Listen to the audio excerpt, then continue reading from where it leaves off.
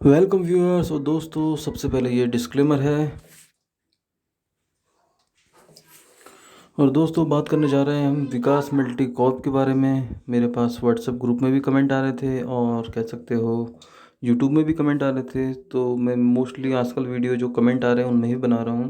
पहले भी जो कमेंट आए थे मैंने उनमें बनाया था, अभी इसमें कमेंट आए तो इसमें बना रहा हूँ। सो फटाफट अगर वीडियो पसंद आए तो दोस्तों लाइक और शेयर और सब्सक्राइब करने में देरी ना लगाएं। तो बात करते हैं दोस्तों, Vikas Multicorp polymers and polymer additive related chemical का ट्रेडिंग हाउस है। और जो लेटेस्ट था इसके अंदर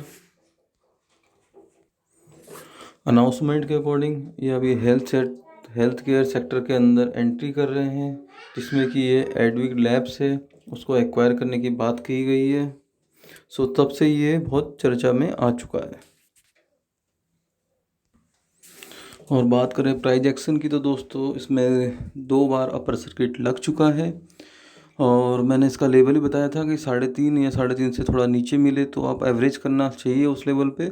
सो पर्टिकुलर उसी लेवल पे जाके इसने रिवर्सल दिखाया है।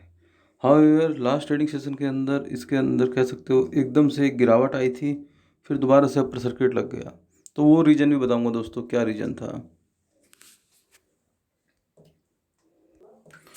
पहले शेयर होल्डिंग पैटर्न देते थे दोस्तों। सबसे पहले देखिए आप, दिसंबर के अंदर प्रमोटर की होल्डिंग कम दिख रही है।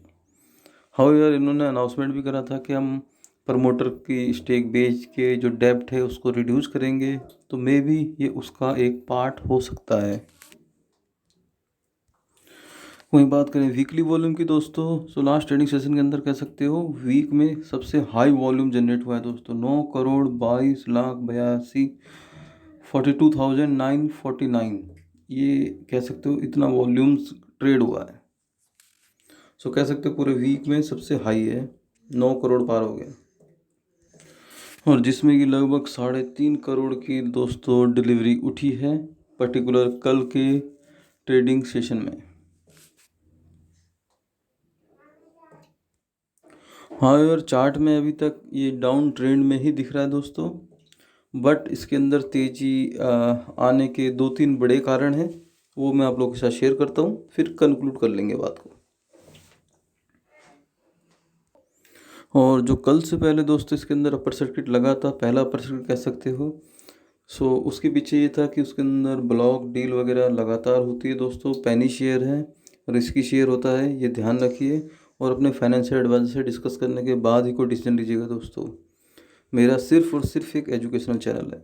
सो ये एक ब्लॉक डील हुई थी, इसके बाद इसमें एक अपर सर्किट लग गया। क्लियर। अब कल की ट्रेडिंग सेशन में देखते हैं क्या हुआ था एक्चुअल में।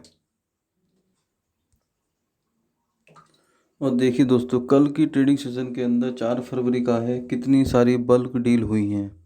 और एक नाम मैं हाईलाइट करना चाहूँगा, ये देखिए। सो अलबुला इन्वेस्टमेंट ने सेल कर दिए दोस्तों 1,10,00,000 स्टॉक। सो इस वजह से इसके अंदर एक कह सकते हो गिरावट देखने को मिली थी। हाउएवर उसके बाद तुरंत इसके अंदर रिकवरी आ गई थी। सो अलबुला इन्वेस्टमेंट का नाम पहले भी हाईलाइट हुआ है जब इनने एंट्री करी थी, बट अब इनने एग्जिट कर लिया है। सो ये पॉइंट आपको नोट करने वाली पॉइंट है। हाउएवर इसके अंदर लगातार कह सकते हो बल्क डील हो रही हैं, उसकी डिटेल है। ज़्यादा क्वांटिटी मुझे सेल की दिख रही हैं।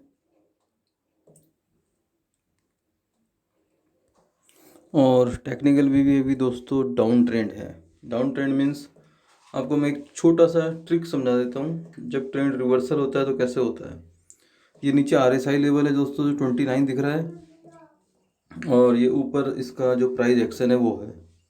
सो थोड़ा सा इन दोनों को आप ना मैच करके देखिए। अगर मैच नहीं हो रहा है तो समझिए वहाँ पर एक रिवर्सल आने वाला है। एग्जाम्पल के लिए आप इसी का चार्ट देखिए, यहाँ से यहाँ तक का चार्ट लगभग आपको सेम दिख रहा है। उसके बाद ये देखिए ये ऊपर चले गया बट ये सीधा गया, तो ये पॉइंट में आपको एक रिवर्सल देखने को मिला। मतलब यहाँ पर कुछ चेंज होने वाला है, थोड़ा सा मतलब लॉजिकली समझिए। वहीं सेकंड पॉइंट देखिए, यहाँ से यहाँ तक अभी बिल्कुल सेम टाइप का पैटर्न बन रहा है। तो मीन्स यहाँ पर कोई मुझे रिवर्सल के साइन नहीं दिख रहे हैं।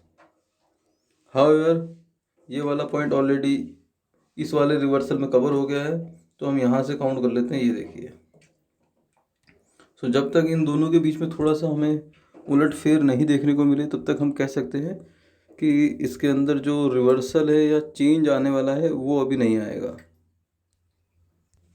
और वही बात करें कि इतनी बड़ी हैवी क्वांटिटी सेल हो गई तब भी इसके अंदर आप कह सकते हो अपर सर्किट कैसे लग गया। तो उसके पीछे दोस्तों एक सटीक रीज़न है, वो शायद आप लोगों को किसी ने बताया हो नहीं बताया हो, मैं आपको शेयर करता हूँ। ये इनका 3 तारीख का 3 फरवरी 2021 का पत्राचार है NSE BSE के साथ। आप देख सकते हो इनकी एक बोर्ड मीटिंग होनी है 6 तारीख को सैटरडे को। सो दोस्तों इसी वजह से मुझे लगता है कि इसके अंदर हमें अपर सर्किट देखने को मिला है। सो मीटिंग का एजेंडा और पॉइंट क्या है दोस्तों? एक तो पॉइंट है कि ये 100 करोड़ रुपए कह सकते हो रेज करेंगे फंड, और अलग अलग रीजन बताए हैं, वो 6 तारीख को पता लगेगा कि कैसे करेंगे। ठीक है। दूसरा पॉइंट उन्होंने बताया है कि जो ऑथराइज शेयर कैपिटल है उसको ये बढ़ाएंगे। ठीक है, दोनों पॉजिटिव संकेत हैं। और तीसरा पॉइंट ये है कि कुछ और होगा तो वो मतलब मीटिंग वाले दिन ही डिसाइड होगा। सो पर्टिकुलर इन 3 रीजन और इस पर्टिकुलर मीटिंग की वजह से मुझे लगता है कि जो अनाउंसमेंट है इसका, उसकी वजह से इसके अंदर अपर सर्किट देखने को मिला है। सो होप क्लेरिफाई हो गया। आगे बढ़ते हैं।